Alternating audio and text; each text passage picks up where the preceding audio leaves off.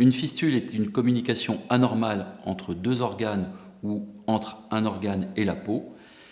Il y a un canal par lequel s'écoule un liquide physiologique ou pathologique.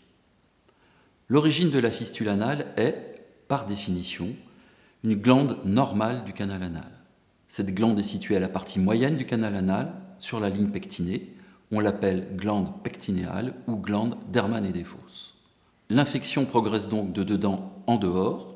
On distingue l'orifice primaire au niveau de la glande pectinéale, le trajet qui peut être plus ou moins direct, plus ou moins profond, plus ou moins long, en gros plus ou moins complexe. Et l'orifice secondaire, situé plus ou moins proche de l'anus et qui est plus ou moins productif. Cet orifice peut être spontané ou secondaire au drainage d'un abcès de l'anus. Il n'y a pas à proprement parler de cause à la fistule anale.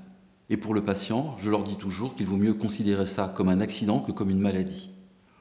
On sait simplement que l'évolution et la présentation sont différentes en cas de diabète, en cas de baisse de l'immunité, qu'elle soit liée à une maladie ou à la prise d'un médicament, et aussi dans certains traitements, en particulier les anti-inflammatoires. Cliniquement, la fistule anale se manifeste par un écoulement plus ou moins régulier d'un liquide séropurulent, voire de pus franc. L'écoulement peut être permanent ou intermittent, parfois précédé d'un épisode de douleur plus ou moins importante. Il peut y avoir un passage de gaz ou de sel en cas d'orifice interne large ou de sel très liquide.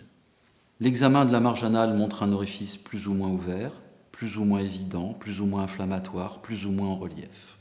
La palpation permet de trouver un trajet fistuleux plus ou moins superficiel, plus ou moins induré. Une fistule anale justifie un traitement chirurgical. Toutefois, certaines fistules vont disparaître pendant une période plus ou moins longue. En fait, il est difficile de parler de guérison, car l'intervalle entre deux poussées de la fistule peut être particulièrement long, parfois plusieurs années. En résumé, la fistule anale est une pathologie bénigne, mais sérieuse, car elle peut mettre en péril le fonctionnement de l'anus et en particulier la continence. La guérison spontanée est possible, mais rare. Le traitement est chirurgical. Le traitement doit être confié à un chirurgien entraîné pour limiter au maximum le risque d'incontinence anale.